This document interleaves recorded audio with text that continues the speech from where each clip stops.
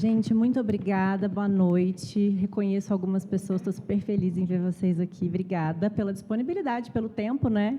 Eu sei que, assim, começo de semana, nesse trânsito São Paulo, mas é super legal estar inaugurando esse evento com vocês. E a gente já vai fazer uma introdução, a gente já vai explicar um pouquinho também sobre a Ana aqui, eu já quero falar um pouco mais sobre vocês, mas para trazer um contexto e inaugurar o que é esse encontro do Clube de Investidoras do Itaú, que conecta essas marcas do Personalité e MH Studios. Quero convidar a Marilena para falar um pouquinho com vocês. Bom, boa noite. Muito prazer, eu sou a Marilena. Quero me apresentar, porque para algumas de vocês devem estar se perguntando assim, mas quem é essa pessoa? Eu tenho uma marca de papelaria, e quando eu falo isso, deve ficar mais estranho ainda o que uma pessoa de uma marca de papelaria está fazendo aqui, né, no auditório do Itaú. Mas eu quero contar para vocês uma história muito rapidinha. Eu sou fundadora e diretora criativa da MH Studios, que é essa marca de papelaria de luxo sediada aqui em São Paulo.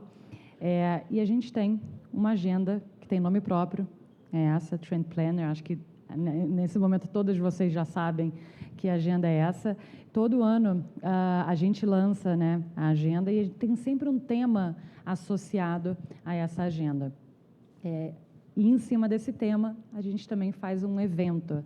Ano passado, a gente fez a Casa dos Sonhos, né? A minha Casa dos Sonhos foi, inclusive, um evento patrocinado pelo Itaú Personalité, e era literalmente a minha Casa dos Sonhos. E ali tinha um discurso muito bonito, muito lúdico sobre sonhos, sobre se abrir para novos sonhos, sonhar novos sonhos, né?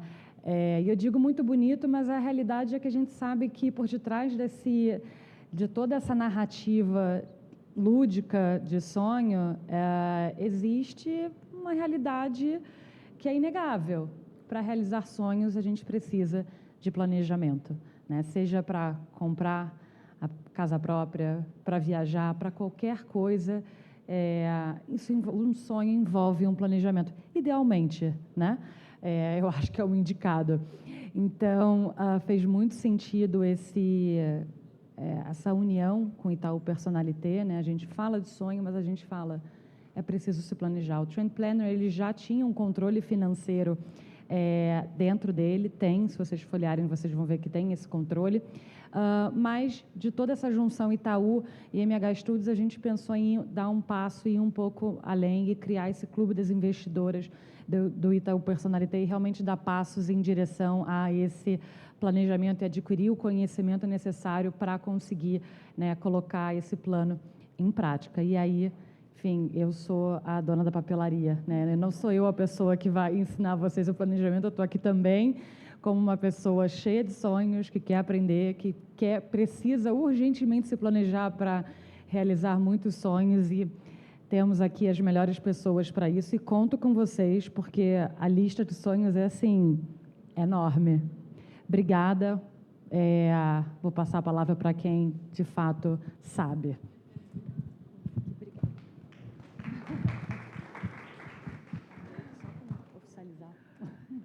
Bom, vamos lá então para essa inauguração do nosso primeiro encontro. Quero só trazer algumas informações para vocês. Quando esse projeto foi idealizado, foi uma super coincidência, foi uma super honra para mim também, como embaixadora Personalité, conectar com esse projeto da Marilena. E um ponto que ela trouxe que eu acho que é interessante é que o Planner já tinha um processo de controle financeiro. E a gente até pediu para vocês trazerem quem trouxe. Vamos ver quem não trouxe. Não tem problema, depois vocês vão chegar em casa e vocês vão ver aqui, folheando as páginas, que existe já todo um contexto de aprendizado sobre isso. E a gente quer conversar com vocês, né, durante toda uma trilha de conhecimento, sobre várias formas que envolvem o processo de investir. E hoje é só a primeira parte. Então, vão pensando nas dúvidas que vocês têm, tudo que vocês têm vontade de aprender sobre investimentos, mas a gente ainda tem 6 encontros, eu vou ver vocês praticamente o ano inteiro, né, porque o último encontro é só em outubro, então tem bastante coisa para a gente aprender em conjunto. Para começar, então, quero dizer que a gente tem muita honra de dar início a esse projeto. A Ana está aqui, a Ana Westphalen, eu já vou passar a palavra para ela daqui a pouquinho, para ela se apresentar para vocês. Mas ela é muito importante durante todos os nossos encontros, porque ela vai ser o ponto de apoio do Itaú Personalité. A Ana, hoje, ela é líder de research de pessoa física do Itaú. Então, ela tem todo esse background de aprendizado, de contexto, de tecnicidade, para ajudar vocês durante a mentoria, em tudo que vocês tiverem de dúvida. E isso é uma mentoria, vocês estão vendo, é um time enxuto. A gente quer que vocês tirem dúvidas, que vocês aprendam, senão era só uma palestra, né? Senão a gente só estava aqui mesmo falando, vocês ouvindo, no final do dia todo mundo ia embora, e era isso. Mas o objetivo é aprender, repassar essas informações para vocês e fazer com que vocês saiam daqui realmente mais próximas da realização de qualquer sonho que vocês tenham até o final do ano e daqui para frente, né? Porque não é só enquanto esse projeto durar. Bom, que a gente só queria trazer aqui um pouquinho de informação, então, nesse contexto que acho que a gente já entendeu na vida que aprender sobre conhecimento é algo extremamente importante. E acho que a educação financeira sempre foi um assunto um pouco negligenciado. E é muito importante que a gente vê uma marca tão forte como o Itaú se preocupando em passar esse conhecimento para cada vez mais mulheres também. Então, por isso que a gente está aqui também criando essa rede de apoio e trazendo toda essa gama de conhecimento para vocês chegarem nesses objetivos financeiros e conquistarem uma super independência. Aqui, o que a gente pensou em fazer? Só desenhar para vocês um pouco do fluxo de aprendizado que a gente pensou para que isso realmente funcione como uma trilha de conhecimento. Hoje, a gente está no dia 29 de abril. A gente vai falar sobre fluxo financeiro, é o que vocês veem no planner mesmo. E, para quem não trouxe, só para trazer um contexto, é muito sobre um processo de fluxo individual do que a gente tem de receita, para aquilo que a gente gasta, o que é gasto fixo, o que é gasto variável, o quanto será que eu faço sobrar desse saldo no final do mês, de cada mês, e o quanto eu consigo direcionar, então, para os investimentos. Esse é o assunto de hoje, mas tem tanta coisa para a gente aprender, que aí é o que eu quero trazer aqui para vocês não ficarem ansiosas, porque, às vezes, tem muita gente que já quer uma pauta específica, e provavelmente a gente vai falar sobre ela até o último encontro, ó. Dia 19 de maio, que é em menos de um mês de hoje, a gente vai falar de cenário macroeconômico. Esse encontro aqui é super legal que vocês voltem, aquelas que já estão requisitando presença, porque aqui é onde a gente vai começar a falar mesmo de todos os assuntos que são pertinentes no quesito de economia. O que é inflação? Por que a inflação atrapalha meus investimentos? O que é essa taxa Selic? O que é uma reunião do Copom e por que ela acontece? Todas essas notícias que a gente vê por aí, e a gente às vezes nem sabe o quanto afeta a nossa vida. Será que o tarifaço do Trump está atrapalhando o preço da gasolina no meu carro aqui em São Paulo? Vamos aprender nesse dia. Daí, no dia 27 de junho, a gente tem mais um encontro, que é falar sobre autoconhecimento e o perfil de investidor. Eu não sei quem sabe, mas eu escrevi um livro de finanças. Ele é um guia básico de investimentos para o brasileiro comum, super simples. E ele é todo direcionado no quesito das pessoas se responderem 3 perguntas para começarem a investir. E uma delas é: quem sou eu no mundo dos investimentos? Pode parecer uma pergunta muito lúdica, muito elusiva, meio psicológica, mas ela é muito bem direcionada e ela ajuda em todo o direcionamento daquilo que a gente vai tomar de decisão até na hora de escolher os sonhos e o prazo da realização de cada um desses sonhos. O outro encontro que vai ser em agosto, a gente resolveu pular julho, porque julho às vezes é mês de férias, não sei quem aqui é mãe, às vezes viaja, tem filho, tem um monte de agenda, a gente pulou um mês.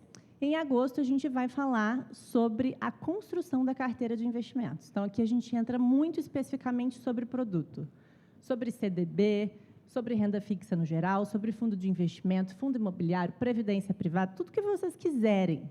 Então, entendendo que a gente vai passar por um monte de assunto aqui para aprender em conjunto. O penúltimo encontro entra um pouco mais nesse contexto da aplicabilidade de cada uma dessas coisas. Vocês vão poder tirar dúvida, perguntar sobre cada uma das alocações, entender o que é importante para vocês, tá? Tudo que vocês podem encontrar hoje no mercado financeiro, numa plataforma, uma ação, uma empresa, o que vale a pena eu ter, será que está na hora de comprar ou de vender? Como é que eu vou tomar uma decisão? E, por fim, no nosso último encontro, todo um balanço dessa jornada de aprendizagem, que o grande objetivo é que, ao final dessa mentoria, vocês consigam manter tudo isso que vocês vão aprender aqui, em conjunto com a gente, para o resto da vida de vocês. E, principalmente, serem capazes de perpetuar isso. Porque o nosso objetivo é que esses encontros sejam muito bons, tá? A gente está aqui com esse objetivo de fazer esses encontros serem bem gostosos aqui, entre amigas, e que, no final das contas, vocês consigam também olhar para esse universo financeiro e falar, nossa, não era tão difícil assim, eu só não entendia como é que começava. E agora eu consigo trilhar um caminho super bonito nessa jornada. Para isso, nesses encontros, estarei aqui com vocês em todos eles, junto com a Ana, que eu falei muito rapidamente sobre a presença, mas que eu vou deixar agora se apresentar para vocês. Obrigada, Ana, pela palavra. Obrigada, gente, por ter vindo hoje. É uma honra para mim fazer parte desse projeto.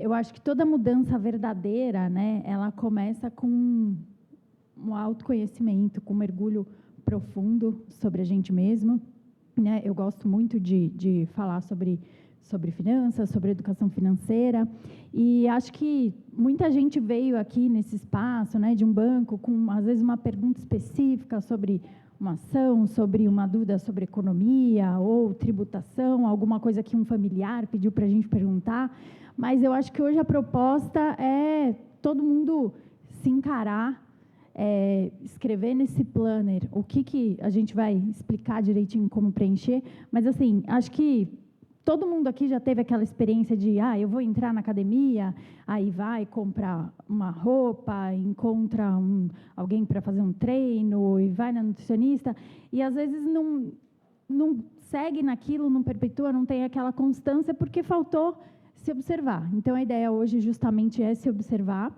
né?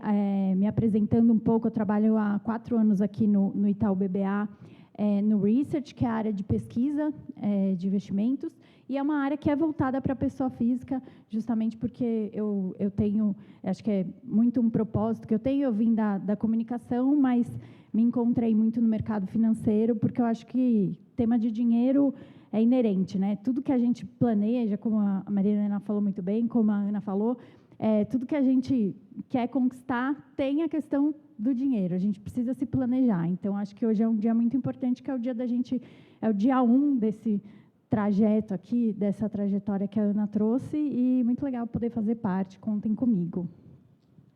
Muito bem. Eu quero até fazer uma pergunta aqui, quem já investe? Tá. Quem sabe o que é um fluxo financeiro? Ok, legal que as pessoas investem sem fazer o fluxo financeiro, está interessante, vamos falar sobre isso. Quem aqui é empreendedora? Legal, é aquela vida de não sei o quanto eu vou ganhar nesse mês e não sei quanto que vai ser mês que vem, mas tem um custo fixo, né? Eu já sei o quanto eu vou gastar, mas não sei exatamente o quanto eu vou ganhar. E quem aqui é empreendedora e sabe fazer a distinção do que são os gastos pessoa física e pessoa jurídica? Alguém já se embananou por aí algumas vezes? Isso é uma questão de fluxo financeiro, é o que a gente quer falar um pouquinho agora com vocês. Como algumas pessoas não trouxeram o planner, eu acho que não tem muito problema, é muito mais sobre a gente falar sobre os conceitos, né, de cada uma das coisas e como vocês podem colocar isso em prática daqui em diante. Então, o fluxo financeiro, eu acho que vou deixar a Ana falar um pouquinho também sobre o que ela acha sobre isso, mas na minha cabeça está muito voltado a essa possibilidade da gente entender o que é a nossa vida. Eu não lembro quando é a última vez na minha vida que eu passo algum dia sem gastar 1 centavo. Eu não sei. Mas eu lembro de uma fase da vida onde eu falava assim, nossa, hoje eu só vou gastar com o salgado da faculdade, porque é esse o dinheiro que eu tenho. Isso quer dizer que tem um ponto onde talvez a gente nem perceba o quanto o dinheiro faz tanto parte da nossa rotina que ele se torna até meio etéreo, assim. Ele já está ali, ele já faz parte. Mas a gente também sabe que é um processo de trabalho. Para aquele dinheiro estar na conta, tem um processo até ele chegar ali. E para que ele seja perpetuado no tempo, antes da gente começar a investir, a gente tem que saber como fazer ele durar o tempo necessário para a gente manter uma qualidade de vida.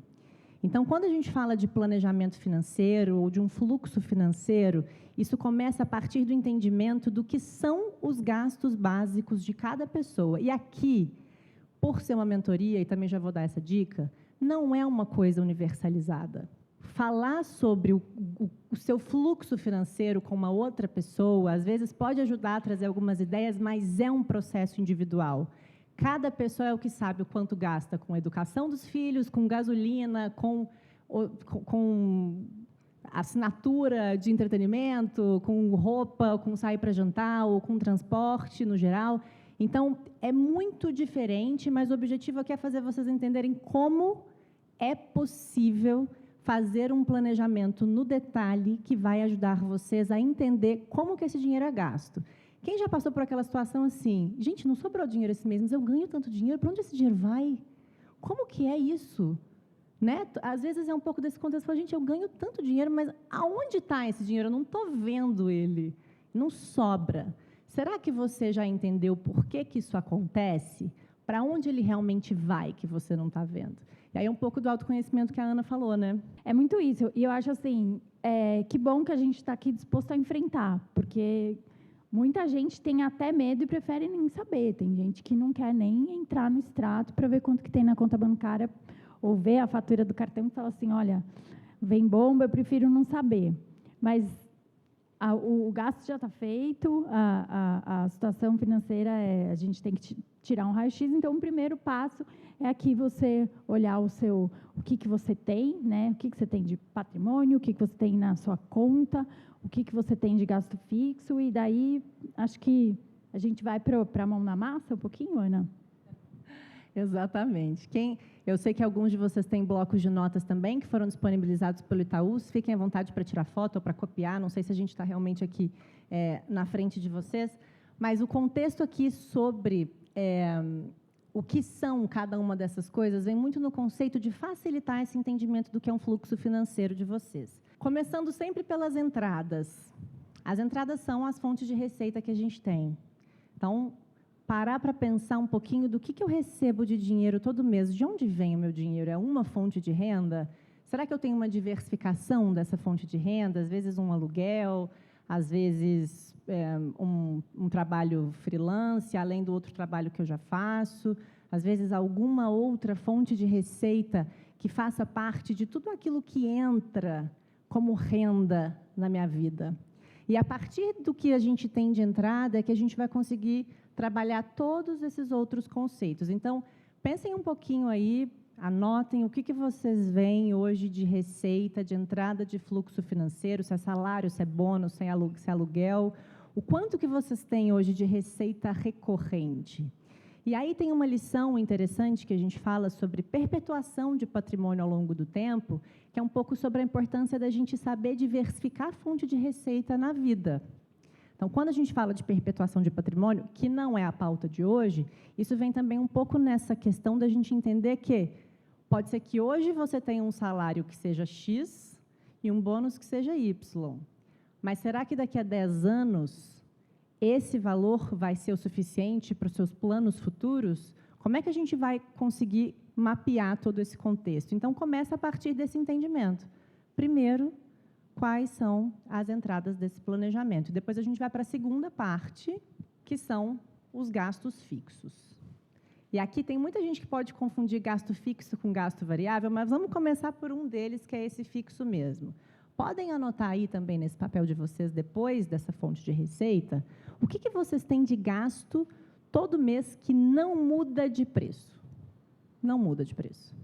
Pode ser o aluguel, o condomínio, pode ser a própria mensalidade de uma faculdade ou da escola dos filhos, tudo aquilo que realmente entra aqui num contexto do que vocês gastam, que vocês sabem que não é um gasto que pode ser retirado da qualidade de vida de vocês no momento, a não ser que se tome uma decisão de, quero realmente tirar aqui um financiamento, ou essa conta de consumo, ou finalizar um empréstimo, mas o que está hoje de custo fixo na minha vida, para eu entender o quanto que isso representa da quantidade de receita que eu tenho mensalmente na minha vida. Esse ponto é interessante porque ajuda a gente a entender um pouco do contexto do não sobrou dinheiro no final do mês, para onde esse dinheiro foi? E aí aqui tem um exercício interessante que é o seguinte, quantos % da minha receita eu gasto hoje com moradia, ou quantos % da minha receita eu gasto hoje com educação, ou com mobilidade. E aí a gente consegue entender o que pode ser enxugado ao longo do tempo e o que pode começar a ser otimizado também ao longo do tempo. Paralelo a isso, a gente tem esses gastos variados, que é uma segunda parte, que são aquelas despesas que são também fixas, mas que mudam de preço. Ou que são aquelas despesas que não são fixas, mas estão sempre presentes, como, por exemplo, sair para jantar, sair para almoçar, uma média de preço que vocês gastam em supermercado ou com alguma outra conta que aparece ali, né, de lazer mesmo no geral, presente, algumas compras pontuais. Eu tenho mania de planilhar os meus custos há muitos anos, e aí, às vezes, chega no final ali do mês de algum cartão que eu falo, gente, eu gastei tudo isso aqui, naquele almocinho, no cafezinho, naquela coisa do networking, sabe? Vamos ali tomar um café, vamos ali comer uma salada, vamos ali tomar um vinho, e no final das contas, a hora que você vê, às vezes, esse gasto variável também tem um peso super significativo para não ajudar a sobrar aquele dinheiro no final do mês. E aí o que eu quero dizer para vocês agora é o seguinte, a gente não precisa se assustar com as próprias contas. O que a gente aprende aqui com esse processo é se autoconhecer. É para onde, então, está indo o meu dinheiro? O que eu estou conseguindo fazer com que sobre no final do mês? Porque aí, no final das contas, é que a gente vai conseguir entender o que sobra para investir. Só que a principal lógica de ter essa perpetuação de patrimônio ao longo do tempo e se tornar bons investidores no longo prazo, é fazer exatamente essa fórmula que eu descrevi para vocês, ao contrário. Por exemplo, quanto eu tenho de entrada, eu já sei, mas o quanto eu quero, então, me comprometer a investir por mês para que eu tenha saldo para eu gastar variavelmente, já que eu também já sei quais são os meus gastos fixos. E aí você inverte essa ótica de não deixar faltar dinheiro no final do mês, para, na verdade, começar com o propósito de ter a sua reserva montada e depois manter essa questão da qualidade dos gastos de vocês. Alguém já tinha parado para pensar dessa forma? Já? Começar. Assim, eu já vi alguns livros de investimentos que às vezes falam, pega seu salário e deixa 20% já para investimento, como se já nem tivesse necessário para ser gasto, para ficar ali, né, dentro de um fluxo de gasto de alguma coisa. Às vezes 20% é muito para alguém, mas às vezes para outra pessoa não. Então o que a gente precisa só entender é que individualmente, entendendo todo esse fluxo, a gente já vai saber o que vai sobrar de reserva. E vocês aqui com Personalité, tem muita oportunidade de conhecer produtos financeiros relevantes para vocês. Então, vocês podem fazer todo esse fluxo num único lugar. Aqui o processo é entendimento. É olhar para vocês, igual a gente olha no espelho e fala, nossa, eu sou morena, eu sou alta. Nossa, eu gasto muito com aluguel. Eu gasto muito saindo para jantar com as minhas amigas. Quem sou eu nesse universo financeiro e como é que eu posso inverter essa ótica? E muitas vezes a gente tem a impressão que o nosso dinheiro está indo para um lugar e não está. Então, aqui é um processo, é tipo começar a ir na terapia, entendeu? Você acha que você tem um problema e você vai descobrir que o seu problema está no seu pai e na sua... Estou brincando. Então, é muito legal assim, ter esse diagnóstico. E eu acho muito interessante a ferramenta do papel, né?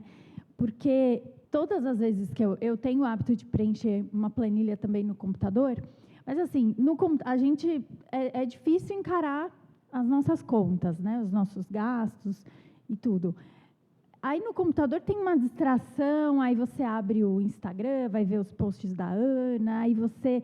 Assim, são tantas variáveis que podem te distrair desse processo de autoconhecimento que eu gosto muito da ferramenta do papel, porque você se tranca num lugar, você pega uma água, você olha o papel e fala assim, eu vou colocar. Então, agora que a ideia é justamente vocês estarem aí preenchendo, pode ser, olha, eu não sei exatamente líquido, quanto que eu estou ganhando, eu não sei exatamente qual que é o valor do meu condomínio na vírgula, mas vamos anotar...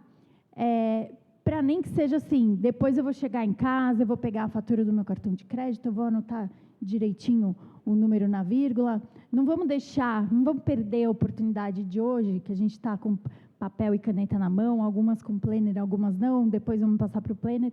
Mas, assim, até tem o planner da Ana, que eu adorei ver, que ele está todo preenchido, assim, está grifado, tem os post-its, é heavy user do planner. Mas, independentemente de se a gente vai preferir deixar aqui no planner mesmo, eu sou muito do papel, independentemente se a gente vai levar para uma planilha, que facilita nessa parte de ver igual uma pizza e ver que fatia está indo para cada lugar dos gastos fixos e variáveis, mas, assim, às vezes, muita gente fica postergando começar esse planejamento porque está procurando uma ferramenta ideal e mais fácil, não sei o quê. Mas, assim, o papel está aí, a caneta está aí, vamos começar, vamos dar esse primeiro passo, que é o passo mais difícil de dar. Em relação aos custos fixos, tem uma questão muito legal que a Ana falou, que é assim, eu tenho certeza que ninguém aqui está satisfeito com o valor que recebe, né, com o valor de entrada. Todo mundo, com certeza, queria mais. E eu não duvido que todo mundo aqui tem a capacidade de gastar mais. Se você ganhar um aumento de R$10.000 no mês que vem, todo mundo aqui tem plena capacidade de facilmente estourar esse orçamento aí. Então, a gente vê muito gente que ganha na loteria e gasta todo o dinheiro. Então, o que eu quero chamar a atenção para a variável custos fixos? Porque a variável custos fixos é aquela que vai dizer assim, quanto custa ser eu? Quanto custa ser eu? Né? Hoje, se der ruim, quanto que eu custo no mês? Quanto que eu preciso para resolver aqui o que é fixo? E ter essa conta é muito bom, porque se eu recebo uma proposta de um salário maior, eu consigo ver exatamente o que é o valor que é o meu custo e o que eu vou poder investir, porque daí vai chegar num momento que o seu autoconhecimento de quanto custa ser você é tão grande, que quando você receber dinheiro, você já vai pegar o que, entre aspas, sobra e vai mandar para suas reservas, para algum outro tipo de investimento. Então, é libertador, eu diria, você saber o quanto custa ser você. O quanto a gente gostaria de ganhar, todo mundo o céu é o limite. Mas o quanto custa seu, esse é um número bem revelador para a gente procurar propostas de trabalho diferentes, outras fontes de renda. Será que eu faço alguma renda extra? Será que eu procuro um investimento que vai me dar uma renda mensal? Muita gente gosta muito de investimento que cai uma renda mensal, né? Eu gosto de investir em FIIs, gosto de receber dividendos, mas às vezes você não precisa daquela receita caindo todo mês. Às vezes é mais legal você deixar aquilo parado, rendendo melhor em outro produto, porque a parte que é o que custa ser você, os seus custos fixos, você já está controlando e já está suprindo. Aí você começa a pensar nos variáveis e nas reservas e nos sonhos. Muito bem. Alguém tem alguma dúvida sobre esse pedaço?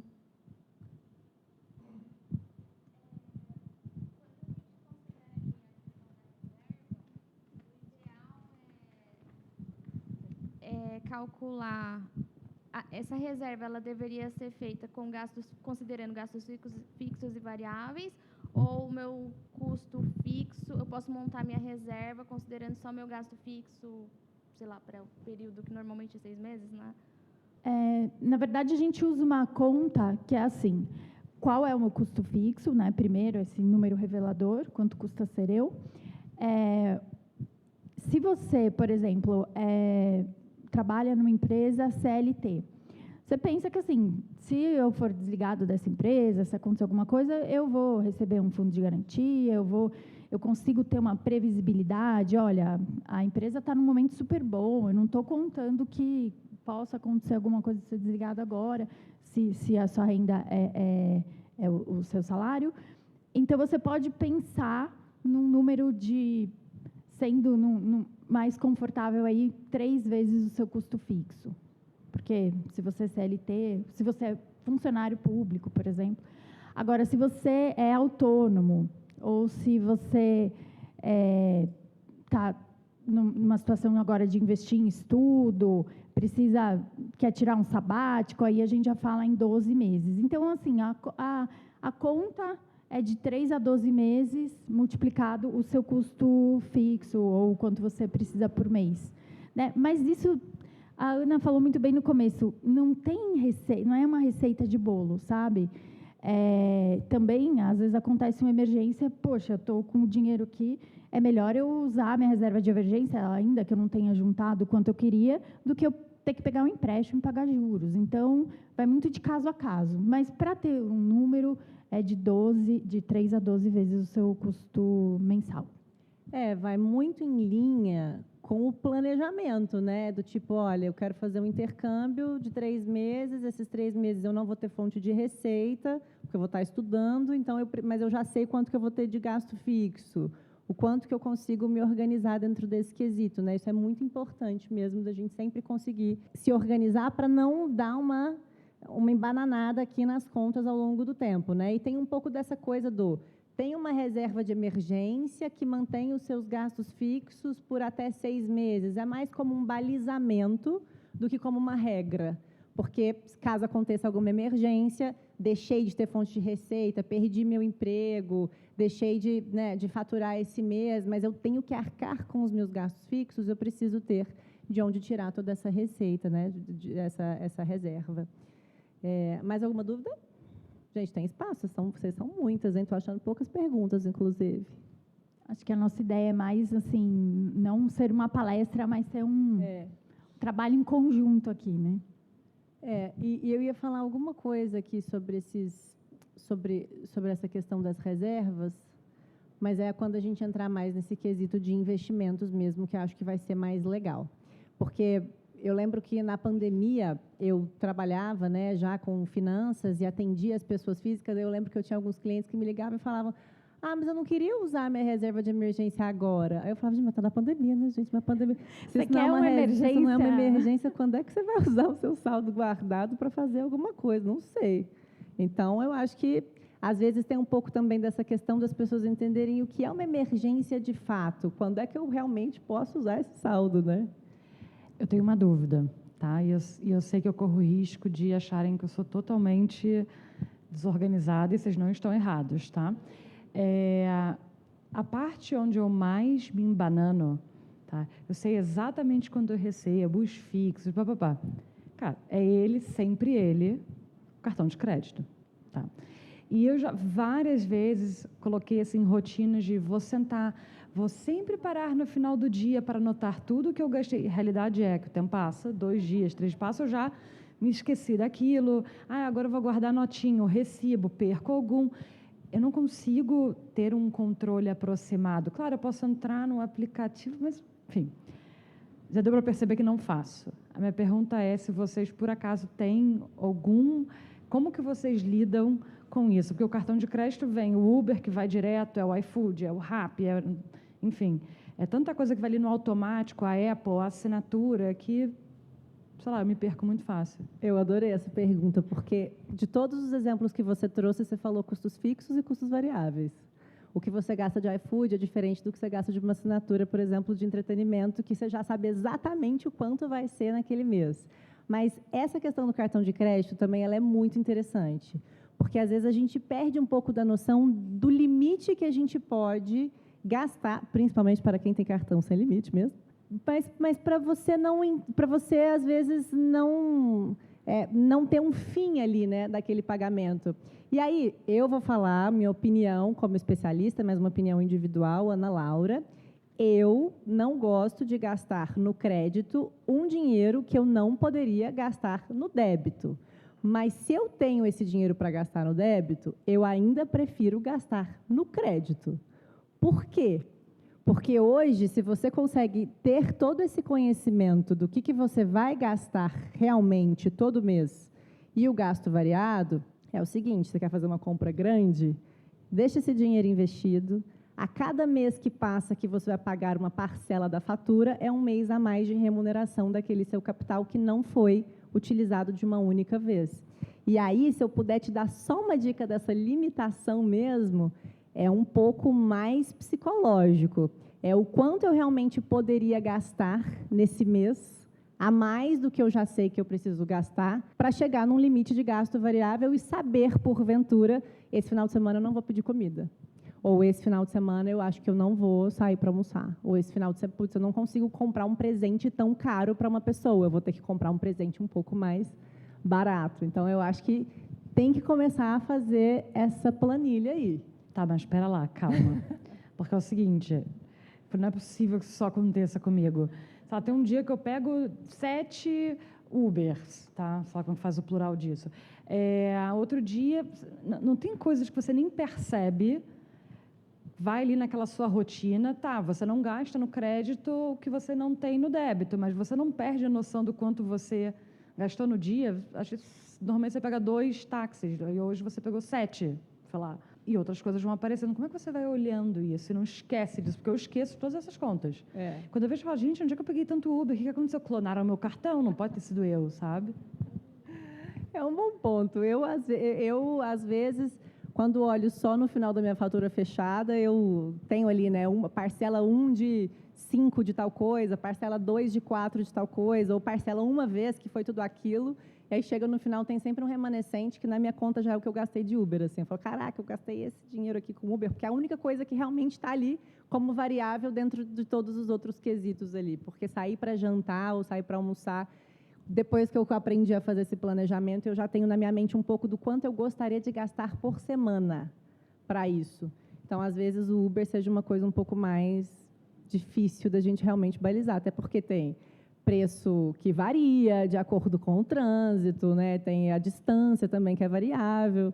Mas talvez tenha um pouquinho desse quesito de você criar o hábito mensalmente, no ato do pagamento da fatura, de realmente ir lá, destrinchar e entender o quanto você está gastando também.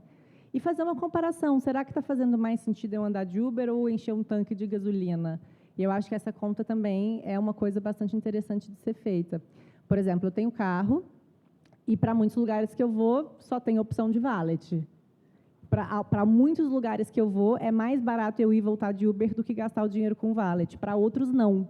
Então, eu prefiro ir de carro e gasto esse dinheiro, então, com o estacionamento. E aí é um pouco desse conhecimento prático também de aplicar tudo isso na nossa rotina. Eu acho que rotina e hábito realmente são as palavras-chave aí. O que acontece é que depois que vira um hábito, como a Ana falou, você já sabe mais ou menos quanto que você gasta de Uber por mês e daí você consegue ver na fatura em algum momento, gente, esse mês está a mais, aconteceu alguma coisa.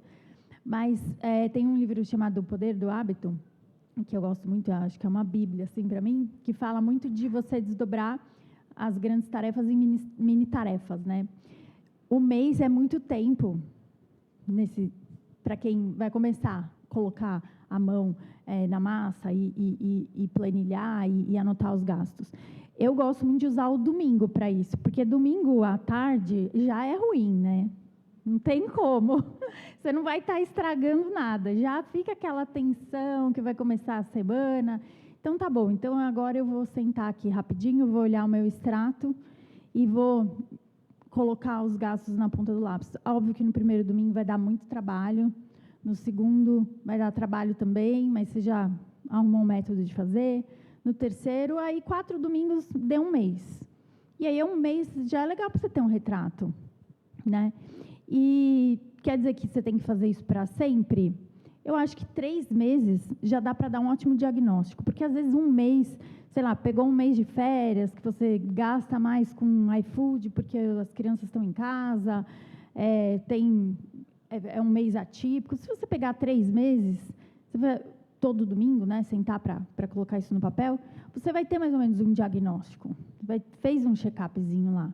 Daí, depois, você não precisa ser maníaco de anotar todo o Uber, mas você vai ter mais ou menos uma linha de quanto está indo para cada coisa. Acho que pode ser um bom começo. Se eu pudesse também complementar, eu acho que essa questão de lançar, que a Maria falou, realmente é chata. E tem ferramentas no mercado que fazem integração com o banco, com o cartão, e que já te dá um panorama ali diário, classificando para onde está indo os seus gastos, né? Tanto os fixos quanto variáveis.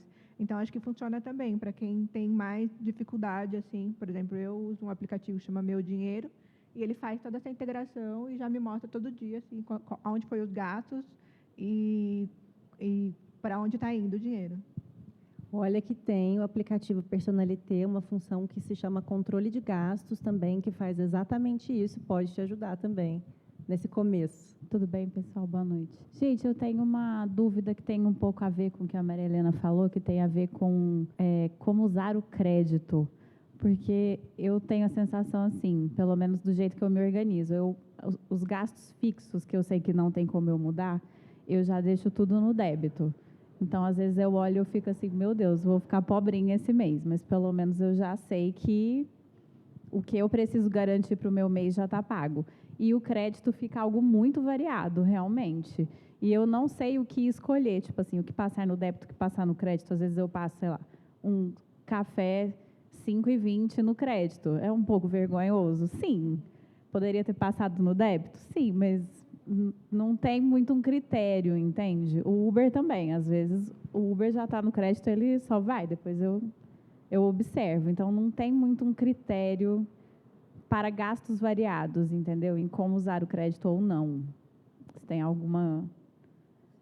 Não, você não está sozinha. A minha pergunta vai nesse sentido. Usar o crédito como? Além de algo que eu posso parcelar. Porque o que eu posso parcelar eu uso no crédito já, mas coisas pequenas... Eu acho que, de novo, também individual, só posso falar da forma como eu uso essa minha experiência. Eu adoro gastar dinheiro no débito. Porque, às vezes, eu falo assim, gente, eu vou pagar mês que vem o negócio que eu estou usando hoje, e é só agora, é só um café de 5,20, né? Eu vou pagar numa fatura do mês que vem. Então, na minha cabeça, às vezes, isso já acontece automaticamente. No entanto, eu acho que nesse entendimento de você ter recorrência em gastos pequenos, e dependendo do cartão que você tiver, isso também te traz um benefício no longo prazo, que seja um acúmulo de milha ou que seja qualquer outro tipo de benefício. Eu já ouvi várias vezes de pessoas que convivem comigo que falam isso para mim. Não é possível que você vai pagar essa conta no débito. Eu falo, mas é só um café da manhã na padaria. Aí eu tenho 20 dias para acabar esse mês, aí mês que vem eu vou pagar o café da manhã que eu estou tomando hoje. Às vezes eu prefiro pagar isso no débito. Mas eu acho que vai muito nessa questão do individual mesmo, de você acumular esses benefícios e ter algumas vantagens, dependendo da sua bandeira. E acredito que você, sendo personalité também, tendo aqui esse cartão que vai te trazer algumas regalias, né, com todos esses gastos. Mas, de qualquer forma, eu acho que está muito no sentido de você não perder essa noção de até onde os seus gastos variáveis podem chegar. E não só do, será que eu passo no crédito ou no débito isso daqui? Porque acho que, no final do dia, esse saldo vai ser debitado de qualquer forma da sua conta, né? A diferença é o prazo. Por isso que, às vezes, eu acho que quando sobra dinheiro para investir e as compras elas entram muito no contexto do crédito, é legal elas ficarem remuneradas, porque o dinheiro parado na conta corrente ele não é remunerado, mas num investimento com liquidez diária, sim.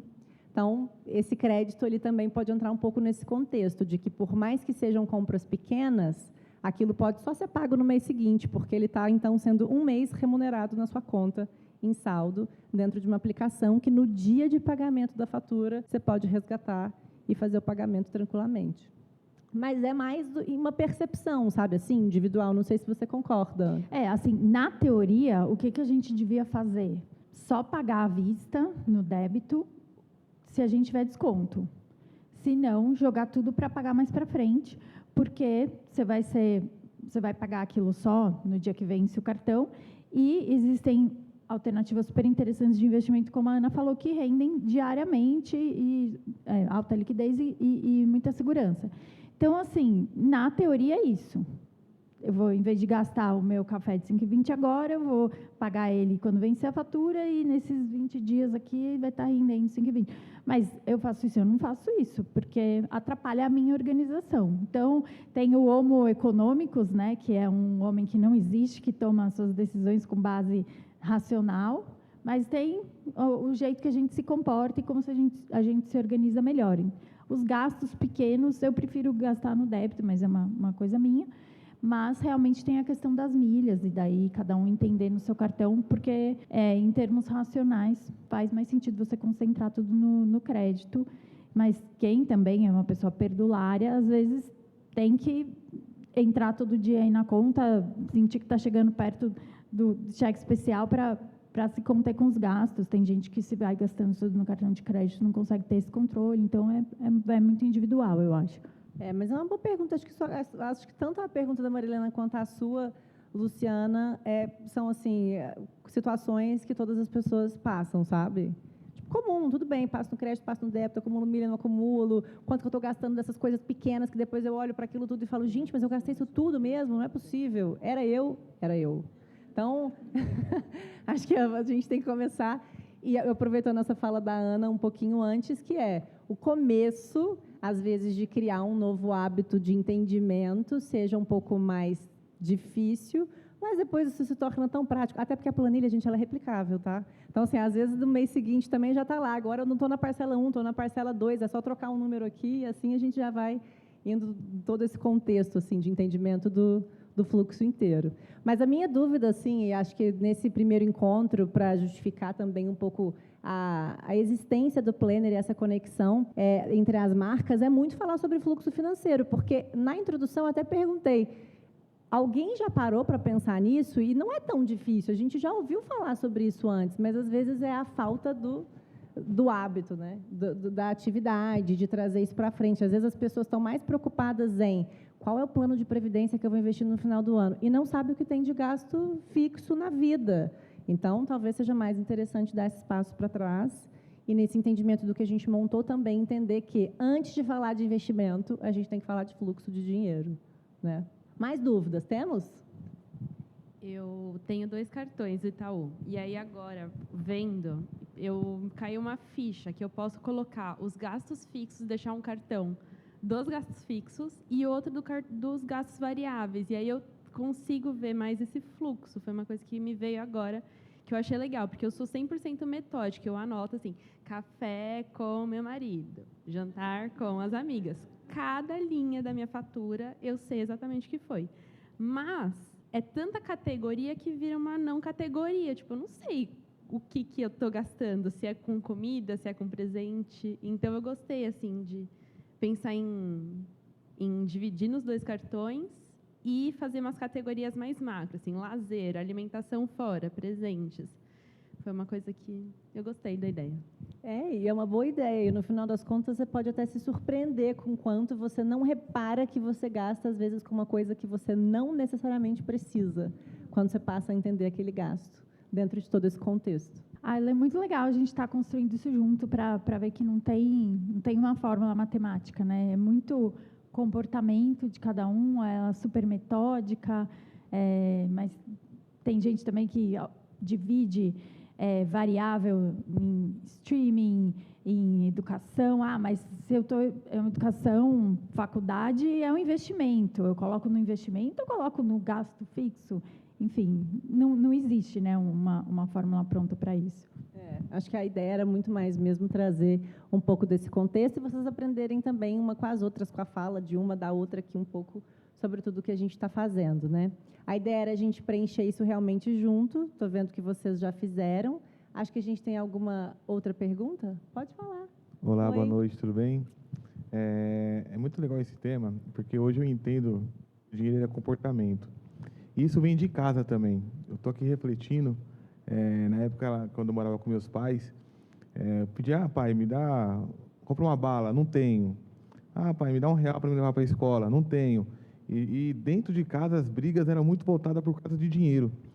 E quando eu cresci e consegui meu primeiro emprego, o meu primeiro salário foi gastar tudo, porque eu comecei a crescer achando que o dinheiro era ruim, que o dinheiro não prestava, porque dentro da minha casa tudo era não para dinheiro e as brigas geralmente eram por causa do dinheiro.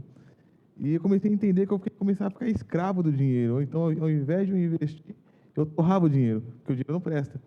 Então, quando o assunto é planejamento financeiro, eu consegui entender que o dinheiro ele não é o meu vilão, e sim poupar ali 20%, 30% para mim não se tornar escravo do dinheiro. Então, por isso que eu achei esse tema muito importante de colocar, porque muitas das vezes a gente acha que o dinheiro é algo ruim, né? E isso vem talvez até dentro de casa mesmo, né? Você não pode ter dinheiro, você tem que gastar dinheiro. Então, por isso que eu quero colocar isso, porque isso está me fazendo refletir lá atrás. Não sei se do que eu estou falando, mas para mim faz muito sentido o tema, né, nesse quesito. Faz total. Muito obrigada pela sua fala, porque acho que todos nós aqui viemos de famílias diferentes, culturas diferentes, a cultuação do dinheiro acontece diferente. A minha mãe está aqui presente, tá, gente? Só para você saber. Eu acho que a frase que eu mais ouvi dela foi: meu dinheiro não é capim. Mas mesmo assim criou a gente super bem, nunca faltou nada para a gente, mas tem um pouco dessa coisa mesmo, do tipo, dar valor ao dinheiro, aquilo que você conquista sozinho e como que você perpetua ao longo do tempo. E eu vou até usar a sua constatação para dizer também que a primeira vez que eu ganhei dinheiro na vida, eu gastei 100%. Eu falei, esse dinheiro é meu. Né, meu primeiro salário eu comprei um presente para minha mãe, inclusive, você lembra disso, né? Eu falei, gente, é o meu primeiro dinheiro. Minha mãe investiu em toda a minha educação até aqui, o primeiro salário da minha vida com o meu trabalho, comprei um presente para ela e falei, agora minha dívida está paga. E aí, depois disso, até entrar nesse contexto de que realmente dá para a gente se organizar financeiramente, né, em todo esse contexto. Mas isso é muito legal. Tem muitos livros financeiros que explicam muito sobre essa psicologia do dinheiro ser tabu e da forma como vários países, inclusive mais ricos e aqueles mais pobres, vamos dizer dessa forma, entre aspas, tem diferença até na forma de lidar com isso. Os países mais ricos, as pessoas não têm problema em dizer para o outro quanto ganha, o quanto tem de receita, o quanto tem de patrimônio, porque não é um problema falar de dinheiro, é interessante, é inspirador, é aspiracional. Às vezes aqui é um pouco disso, putz, eu não quero que meu pai saiba o quanto eu ganho, ou eu não quero que o meu marido saiba o quanto eu gasto, eu não quero... E tem um pouco dessa coisa que, na verdade, pode ser um super controle em conjunto e uma construção em conjunto no longo prazo, né? Eu vou até deixar uma dica de leitura, acho que a gente falou alguns livros aqui, né? A Ana falou do Poder do Hábito, que é muito legal, inclusive o Planner, para quem não desbravou, tem uma página de hábitos também, que você coloca o hábito, os dias que você conseguiu cumprir com esses hábitos. Acho que a gente acabou de ensinar um novo, né? Um novo hábito para vocês, que seria um pouco desse planejamento financeiro. Mas tem um livro muito legal, que é a Psicologia Financeira também, que é um livro muito conhecido, pelo menos nesse universo, talvez seja a primeira vez que algumas de vocês estejam ouvindo falar sobre ele, mas a psicologia financeira, dentre várias lições, tem muito sobre esse processo irracional da tomada de decisão financeira, quando a gente acha que, na verdade, está sendo 100% racional na hora de tomar uma decisão, seja para gastar ou para investir, e que a gente já tem vieses, né? A gente já vem ali com alguma bagagem na hora de tomar uma decisão financeira. Então, fica essa dica também. Quem quiser ler, acho que até o nosso próximo encontro a gente tem tempo para discutir isso também. Para complementar a colega do débito e crédito, o que me ajudou muito, e eu queria compartilhar com você, que até a Mariana falou que eu poderia trazer isso, foi ver para quem eu estou pagando meu dinheiro. Então, por exemplo, a Enel não se incomoda se eu pago no crédito ou no débito. A Magazine Luiza já, porque ela me dá desconto. E aí, muitas vezes, eu deixo as coisas no carrinho, e aí eles me dão um cupom de desconto que acumula com o Pix. E aí você já consegue fazer isso. Então, e algumas empresas grandes, veja, que não é de empresa grande ou pequena, é a empresa que vai te dar desconto no débito. E muitas vezes dá do Pix. Então, isso é uma coisa que me ajudou muito. E a outra coisa que me ajudou, ainda nessa linha, para quem eu estou pagando, é também porque eu sou empreendedora. Então, se eu estou pagando para uma companheira empreendedora e eu tenho dinheiro, eu vou pagar à vista no Pix. Porque eu já tive uma cliente que parcelou em 12 vezes no cartão, e eu só não vou falar que não foi ruim, porque eu fiz do limão uma limonada e contratei o seguro do banco. Então, hoje a minha empresa, se alguém, porventura, quiser me processar, o banco cobre. Porque, você entende? Então, assim, se você vai trabalhar, vai comprar de uma artesã ali, ela vai receber o dinheiro dali a 45 dias no crédito. Então, são coisas para se ponderar, já que a gente está aqui para prosperar, que prosperemos todas juntas, inclusive a tiazinha do café. Excelente. Qual que é a sua marca? Que você é empreendedora, para a gente conhecer o seu trabalho? Eu sou empreendedora, eu sou advogada, eu sou escritora. Eu tenho uma empresa que chama Palavrista. Eu dou aula, dou treinamento, escrevo produtos, enfim. E essa aí, eu mandei o link de pagamento, que eu tenho o link de pagamento porque eu tenho muito cliente gringo. E eu não esperava nisso, né? E eu não coloquei, como eu não esperava, eu não coloquei. Ela parcelou em 12 vezes no cartão. E não era um valor alto. Enfim. Muito bem, gostei dessa dica. Eu acho que é muito bom isso, da gente, nesse quesito de gasto, de serviço ou de alguns produtos, não querer colocar preço no trabalho do outro, né? Eu acho isso bastante sério também, bem legal. Mais alguma dúvida? Surgiu uma dúvida aqui agora, que assim, até abrindo um pouco, todo o meu dinheiro eu deixo investido. Mas aí acontece esses casos de 10% de desconto, aí, né, é mais interessante. Só que aí o que eu vou fazer? Por exemplo, reserva o dinheiro disponível em tesouro. Para eu sacar vai demorar quase o dia inteiro. Aí não dá tempo. Existe alguma solução para isso ou a gente deveria deixar assim reservado um valor para essas situações, de alguma forma, a poupança. Existe alguma solução para isso, assim, para ser rápido? Porque hoje, pelo menos, o que eu tenho, assim, tesouro demora, sei lá. Na verdade, existe um fundo DI, que ele investe no tesouro para você, taxas baixas, daí, né, eu não estou falando especificamente de um produto aqui, né, a gente teria que, na verdade, como eu sou analista de investimento, eu posso falar de classes e não de produtos, mas existem fundos que investem em tesouro Selic e que a liquidez nas instituições, se você pedir até as 16 ou 17 horas, varia um pouco da corretora, você consegue resgatar no mesmo dia. Se há um desconto relevante, se há algo que vale, assim, será que o pessoal não pode esperar virar o dia, se já passou das 5, enfim? Mas, assim, é muito interessante a sua pergunta, porque a gente usa muito reserva de emergência, pensando assim, aconteceu o pior. Mas a reserva de emergência também tem o nome de reserva de oportunidade, porque, às vezes, ela é justamente para aproveitar esse tipo de oportunidade, né? Sei lá, eu quero comprar um móvel que faz tempo que eu quero, aí eu vi que meu vizinho está vendendo e é metade do preço. É válido você usar a sua reserva de emergência, que a gente também pode chamar de reserva de oportunidade, para pagar 50% do valor do móvel, por exemplo. E a gente, lembrando, vai ter o encontro para falar só de produto financeiro. Então, não precisa se preocupar, a gente vai trazer essas dúvidas de novo. O que eu invisto, no que vai para minha reserva de emergência, o que pode ser para minha aposentadoria, o que vai para, caso alguma coisa dê errado, de onde eu tiro esse dinheiro. Mas o mais importante é a gente também trabalhar todo esse processo inicial, que foi um pouco do que a gente pensou nesse primeiro encontro. E daí, já caminhando para o final, quero deixar aqui essa pergunta para vocês, que vem muito em linha com o objetivo principal disso daqui, que vem com a fala da Maria Helena no começo desse encontro, que é: investir faz parte de um processo de planejamento para a gente realizar sonhos. E talvez a gente nem tenha entrado tanto nessa parte mais lúdica, né? Mas no final das contas, acho que a gente só reserva dinheiro para ter um propósito, para gastar ele da melhor forma possível. E antes de entrar aqui, a gente estava olhando ali algumas informações, alguns números, e no último relatório da Ambima, que é, enfim, o órgão regulatório aqui de fundos de investimentos, a gente percebeu que a maioria das pessoas que investem hoje no Brasil investem com o objetivo de comprar a casa própria, no final das contas. Não é só, então, sobre a acumulação, é sobre o objetivo que a acumulação pode trazer para uma realização no longo prazo.